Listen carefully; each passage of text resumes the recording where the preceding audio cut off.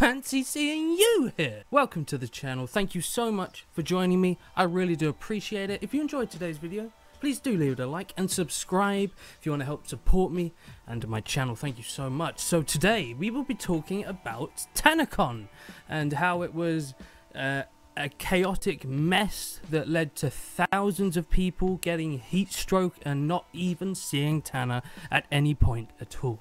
It was chaos. It was absolute chaos. So Tanacon was created because of the issues regarding Vidcon. She wanted to do her own thing and do it well. And do it well she didn't. She got involved with a company that is terrible. Really manipulative company. Now, a lot of people are putting the blame on Tana.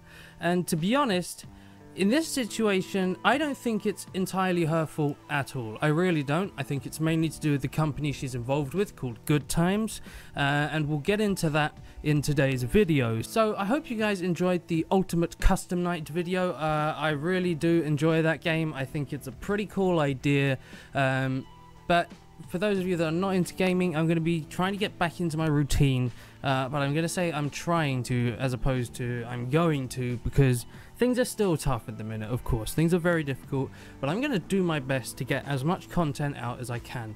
Last month, for example, I didn't produce enough content to earn the money that I made. This is Google AdSense and their system. If you make less than £60 in a month, you're not allowed to keep it. You have to pass the £60 threshold to earn the money you've made. I don't like that. I don't understand it. It's just upsetting. So now I won't receive any of that money until next month. Anyway, without further ado, let us roll that intro.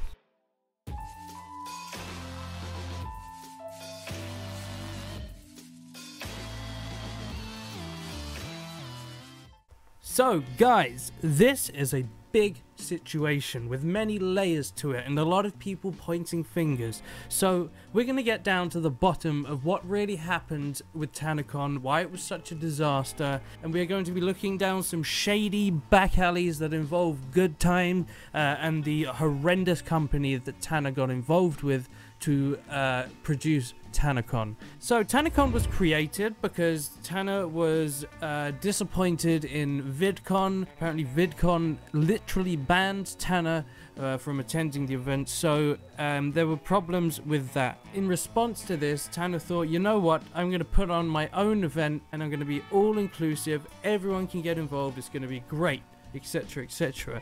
And it couldn't be further from the truth. So, before I get into anything, I want to say that these are just my opinions and thoughts, and these are allegations. I'm not saying this is the exact truth of what happened.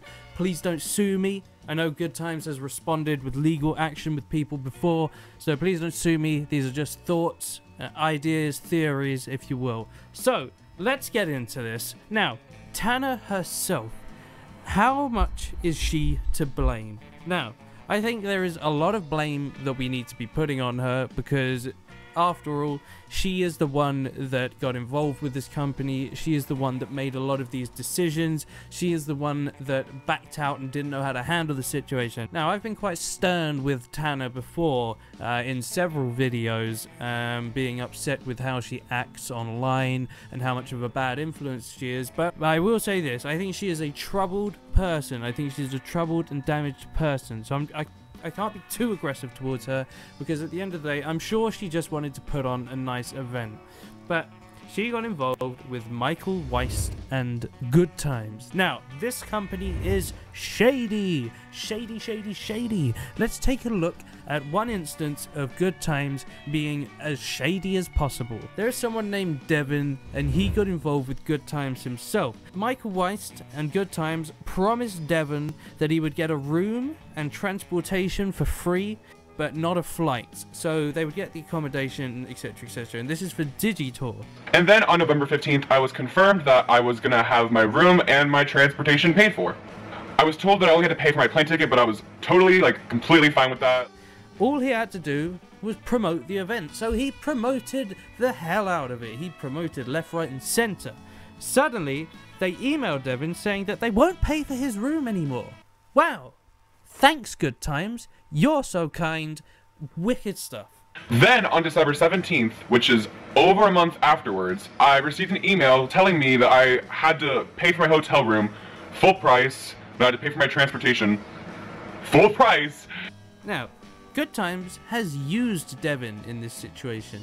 They have used him to promote the company, and in return, they have scammed him. Just straight up scammed him. Now, so last minute, he had to pay for everything himself. He felt used and manipulated. Now, the rabbit hole gets deeper, my friends. Let us take a look at someone named Bryce Hall, who was also involved with Good Times. This is on a website called trendingallday.com.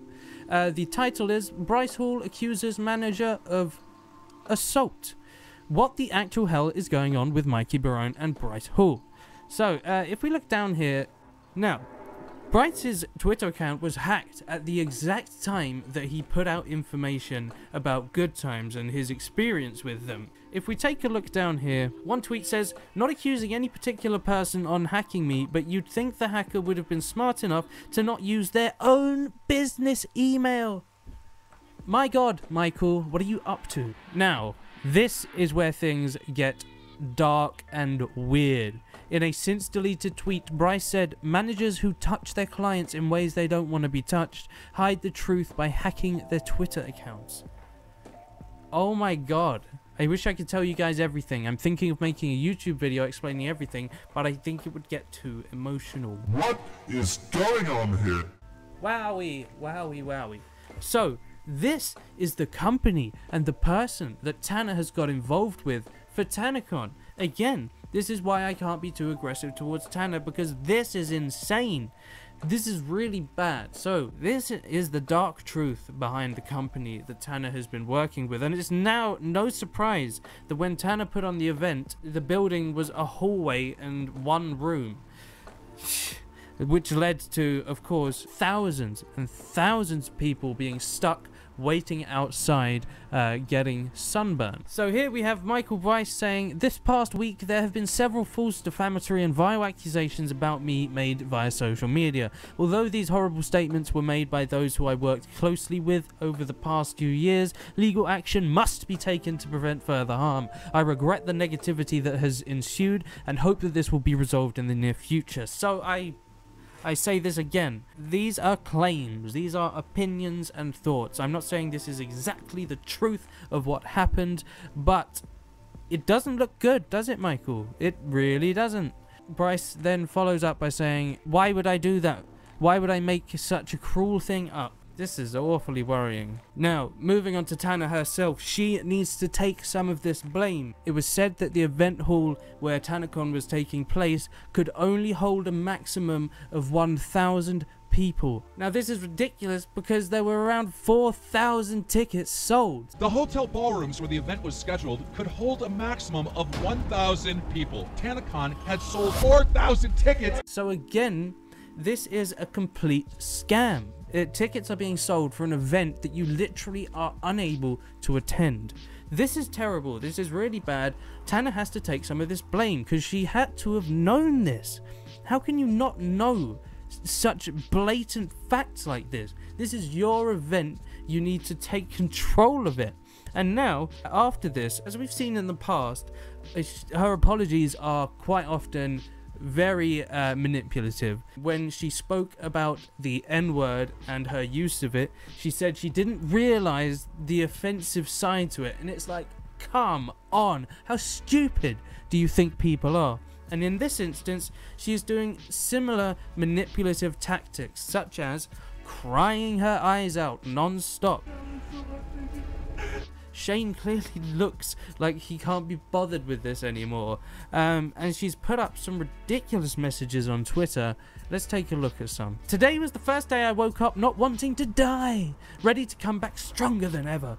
Ready to personally make sure everything is right, but not give up. If I were to give up, it would negate everything I believe in. I'm ready for this journey. I'm ready to look back." What are you talking about? Get a grip, woman. Jesus Christ. She is manipulating people. She is victimizing herself and craving sympathy. Now, this is where things get swept under the rug because people start to feel sympathetic towards her and they forget about the terrible mistakes that she has made. I don't entirely believe that she wanted to scam people. I think she just rushed into this event without really thinking about anything, and it fell apart at the last minute.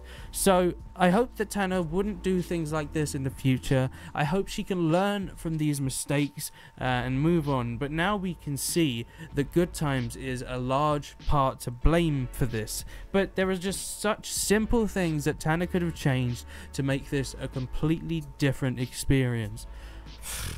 She has to stop victimizing herself. She has to stop manipulating her fans. Now, this is bad press, but bad press can be very beneficial to Tana, and I think it will be. We can see that with the Paul brothers, a lot of big YouTubers. Bad press really helps them out. So anyway, that's pretty much all I have to talk about on this situation. Well, there's actually quite a lot more I could say on this situation, so if you wanted to see a follow-up video on this, please do let me know. Thank you so much for joining me today, guys. If you've enjoyed today's video, please do leave it a like and subscribe if you want to help support me and my channel. Thank you so much, guys. I will see you in the next one. Take care now.